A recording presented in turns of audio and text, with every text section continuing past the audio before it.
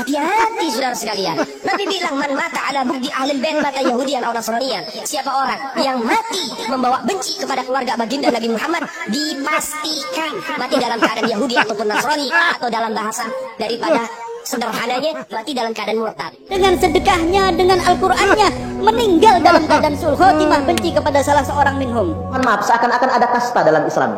Mereka adalah kasta warga agama kelas 1. Tonton video ini, dengarkan, rasakan, baru engkau akan memahami. Assalamualaikum warahmatullahi wabarakatuh. Waalaikumsalam. Ini zaman detik-detik munculnya Imam Mahdi, ya. Banyak habib-habib yang palsu bakal rungkat, ya. Rungkat. Berarti aneh keturunan dari Imam Zaid daripada Jarul Said Ahmad Al-Qushaisi mengungkapkan satu kata-kata, apabila kaum Ba'alawi tidak berani untuk mengadakan diskusi ilmiah secara terbuka dengan mengundang semua ahli-ahli nasab, maka saya prediksi 2035 Ba'alawi bakal rungkat di Indonesia, pulang ke Yaman. Nauzubillah wa nauzubillah. Tetapi harapan saya adalah, ayo kita buktikan secara ilmiah dengan ilmu nasab. Wassalamualaikum warahmatullahi wabarakatuh. Waalaikumsalam Assalamualaikum warahmatullahi wabarakatuh. Ini zaman detik. Waalaikumsalam warahmatullahi wabarakatuh. Izin setik ya Bib ya. Ini baru mantap. Karena apa Bib? Di Indonesia ini terlalu banyak orang-orang yang ngaku kaum Ba'alawi. Padahal ngaku-ngaku Ba'alawi itu ya, itu bukan cuma di penjara, dipukul itu ya. Segitunya ya. Dipukul di penjara selama-lamanya itu. Karena apa? Ya? Mengaku-ngaku Ba'alawi. Kalau memang betul-betul Ba'alawi, jangankan cuma cium tangannya, cium kakinya pun kita rela. Kenapa? Karena zuriyah Rasul itu Bib ya. Kalau tes DNA itu seorang ngaku-ngaku habib di tes DNA nggak mau, tidak punya bukti yang akurat, ku harap rakyat Indonesia jangan percaya dulu, gitu loh. Saya pencinta Habib, saya juga seorang santri. Mantap Habib Mantap, betul-betul. Kalau mereka juyah Nabi, harus tes DNA, tapi nggak sampai kita menghormati dia sampai cium kaki, itu nggak usah. Itu terlalu kayak gitu, hulu, terlalu berlebihan menghormati dia. Hati-hati saudara sekalian. Nabi bilang man mata ala bugdi ahlul bait mata Yahudian atau Nasranian. Siapa orang yang mati membawa benci kepada keluarga baginda Nabi Muhammad, dipastikan mati dalam keadaan Yahudi ataupun Nasrani, atau dalam bahasa daripada sederhananya mati dalam keadaan murtad. Sahabat tanya, wa in shalla wa shalla ya Rasulullah, walaupun orang itu puasa, walaupun orang itu sholat, apa tetap itu mati murtad? Apa kata Nabi? Wa in shalla wa shalla, walaupun orang itu puasa, walaupun orang itu sholat, kalau dia mati bawa benci kepada keluarga Nabi Muhammad, dipastikan mati dalam keadaan murtad. Ini Nabi yang punya mau, bukan kita habaib. Benci kepada salah seorang dari keluarganya Nabi Muhammad SAW adalah penyebab nyata akan mati dalam keadaan su'ul khotimah. Walaupun dengan sholatnya, dengan puasanya, dengan sedekahnya, dengan Al-Qur'annya, meninggal dalam keadaan su'ul khotimah, benci kepada salah seorang minhum dari mereka. Oleh karena itu Rasul sallallahu alaihi wasallam beliau bersabda apa? La yuhibbuna ahlal bait illa mu'minun taqi wa la yubghiduna ahlal bait illa munafiqun saqi. Tidak cinta kepada kita ahlul bait kecuali orang yang beriman, yang ketakwaannya diakui oleh Allah Subhanahu wa taala, dan tidak benci kepada kita kecuali dia adalah orang-orang munafik yang akan celaka, katanya Rasul sallallahu alaihi wasallam. Bukan perkataan saya. Ini hadisnya Nabi Muhammad sallallahu alaihi wasallam. Bukan perkataan saya. Selalu dan selalu ucapan itu, ungkapan itu yang disampaikan. Kenapa? Nasab plus nasib. Kenapa selalu itu yang disampaikan? Nggak ada. Mohon maaf, seakan-akan ada kasta dalam Islam. Mereka adalah kasta warga agama kelas 1. Apapun kelakuan mereka nggak boleh dikritik. Siapapun yang mengkritik mereka malah dicaci maki. Betul. Dituduh membenci anak cucu Nabi. Dituduh membenci ahlul bait. Ini seakan-akan kita muslim yang bukan anak cucu Nabi dalam tanda kutip merupakan warga agama kelas 2. Nggak boleh begitu. Itu feodalisme. Apa bedanya dia dengan Belanda? Kan begitu. Apa bedanya dia dengan Jepang sebagai penjajah? Kita ini begini Pak, bangsa yang mungkin terlalu lama dijajah. Dijajah Belanda 3,5 abad lamanya. Ketika kita dijajah Belanda, kelamaan dijajah mungkin ya, inlander bahasanya orang. Inlander ya, betul. Masyarakat dalam posisi terjajah, merasa tidak percaya diri. Kalau Belanda itu apa? Warga negara kelas 1 itu Belanda dan sekutu, negara-negara penjajah. Nah, warga negara kelas 2 itu Arab dan Cina. Zaman dulu kan begitu. Warga negara kelas 1 Belanda, sekutu, kan begitu, Inggris, Portugal, negara penjajah. Lalu ada warga negara kelas 2, yakni Cina dan Arab. Dan ada warga negara kelas 3, ya kita ini. Kita ini orang warga negara asli Indonesia yang badannya apa adanya, hidungnya proporsional, dianggap warga negara kelas 3. Masyarakat buruk, masyarakat rendahan. Itu zaman penjajahan, tidak bisa di zaman sekarang. Ini zaman kemerdekaan. Jenengan sepakat nggak? Islam tidak pernah mengajarkan feodalisme. Setuju nggak? Sepakat, sepakat. Makanya menurut saya Pak, kita nggak boleh diam ketika orang mengajarkan feodalisme mengatasnamakan Islam. Kita harus mengkritisinya. Nah, ini yang pertama ya. Yang kedua, Ahlul Bait. Mereka selalu menakut-nakuti umat Islam dengan doktrin Ahlul Bait. Kalau menghina Ahlul Bait, maka matinya nanti su'ul khotimah. Enggak. Menggebu-gebu, cetar dan membahana, sangat memukau, bak seperti bukti, memurtad-murtadkan dan mengharam-haramkan seperti hakim. Oke, sekarang ini banyak sekali narasi-narasi yang dibangun oleh mereka yang katanya Ahlul Bait, padahal duriah. Mereka bikin narasi-narasi yang dimana menakut-nakuti kita-kita yang orang biasa, seolah kita-kita itu pada mereka itu harus gitu, harus pokoknya. Tapi semoga tujuannya nggak kayak gitu ya, insya Allah nggak kayak gitu. Semoga saja.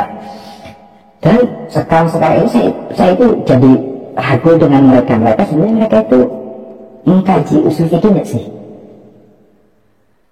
Kok seolah hanya karena kita itu tidak menyukai dan tidak sependapat dengan duriyah, kita itu dianggap murtad, kita itu dianggap adalah yang parah memang. Nanti matinya itu dalam keadaan ya Allah husnul saja orang yang meninggalkan sholat itu nggak salah seperti itu, yang udah jelas kaidahnya, usul fikihnya, Al-Qur'annya.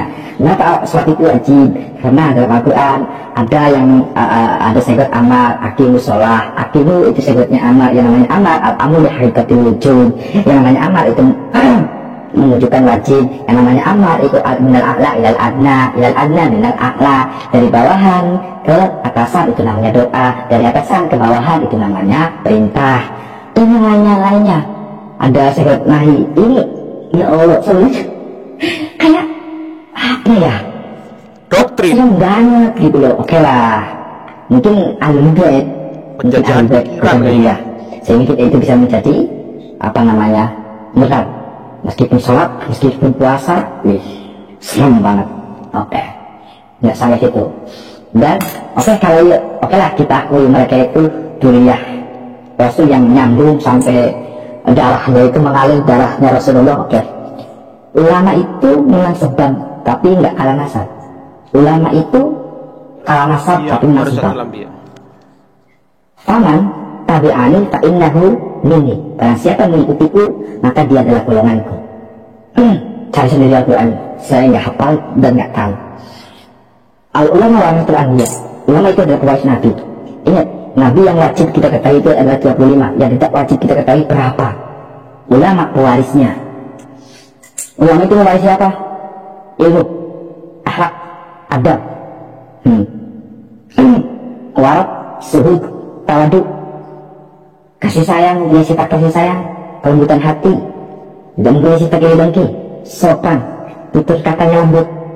Ulama menang sebab, enggak menang nasab. Faman tabi'ani fa innahu minni, ulama itu adalah Ahlul Bait. Dari jalur sebab, bukan dari jalur nasab. Kalau Ahlul Bait, saya yakin mereka itu adalah Ahlul Bait, jelas. Ahlul itu adalah keluarga, bait itu rumah, iya mutakalim, Ahlul Baiti keluargaku, keluarga rumahku. Siapa saja? Sayyidina Ali, Hasan Hussein, dan ibunya, dan Rasulullah. Sampai situ saya percaya bahwa siapa yang membenci keluargaku, maka dia itu akan mati dalam keadaan meskipun dia salat, meskipun dia puasa. Lah, ini siapa tiba-tiba sholat dan puasa ini kalah derajatnya dengan hanya karena tidak sepaham dan tidak sependapat dan tidak menyukainya. Allah, hancur. Satu hal yang digarisbawahi, tidak sepaham itu bukan berarti tidak cinta. Ya, tidak sampai kalau semisal kita tidak menyukai, tiba-tiba sholat kita, puasa kita akan sia-sia dan kita mati dalam keadaan su'ul khotimah. Sampai segitunya. Teman-teman, kadang-kadang saya sedikit sebal, muak juga kalau ada seseorang oknum habib ketika ceramah yang disampaikan itu saja. Ya. Padahal belum jelas itu hadis mauzu atau seperti apa. Kenapa? Takut seperti apa kalian sebenarnya tuh? Takut apa? Takut kepada nasib. Kenapa seringkali yang dibahas itu saja? Penghormatan kepada habaib. Kenapa? Apa yang kalian takutkan? Kalau kalian mencerminkan akhlak yang mulia, gak usah dibilang pasti dihormati, dicintai. Tetapi fenomena hari ini, saya katakan oknum teman-teman. Oknum itu merusak semuanya. Kalian sendiri yang bilang, di dalam darah kami ada darah Rasulullah. Wajar kan ketika kita meminta tes DNA untuk membuktikan kebenarannya. Bukan hanya sekedar kata-kata dan lain sebagainya. Wajar nggak? Karena kita ingin yang kita cintai itu benar-benar zuriat Nabi Muhammad SAW. Junjungan kita, panutan kami. Apakah itu salah? Kita juga takut keliru. Apakah kebenaran yang mereka katakan itu benar? Kita takut keliru. Kalau keliru gimana? Maka untuk memastikan itu, debat ilmiah, cek ilmiah, tes DNA, itu kewajiban yang harus dilaksanakan. Ini bukan hal masalah benci membenci, enggak. Kita hanya memastikan kebenaran bahwa engkau adalah zuriat keturunan Nabi Muhammad SAW. Titik. Jangan pakai embel-embel yang lain. Jangan bilang kita tidak mencintai Nabi Muhammad SAW. Salah. Ini karena wujud kecintaan kita, ya, kecintaan kita kepada Nabi kita di Muhammad SAW. Kita ingin memurnikan itu semua dari orang-orang busuk, ya, yang memanfaatkan itu semua. Apakah itu salah? Apa itu salah? Masya Allah. Tidak ada ceramah lagi yang lain selain dengan kata-kata itu. Di dalam darah kami mengalir darah Rasulullah. Maka perlu kalian hormati, kalian cintai. Awas kualat. Awas tidak dapat syafaat. Dari mana itu semua? Astagfirullahaladzim. Wallahu a'lam bishawab. Terima kasih teman-temanku. Maaf agak emosional sedikit. Terima kasih. Mohon maaf atas segala salah kata. Billahi taufik wal hidayah. Assalamualaikum warahmatullahi wabarakatuh.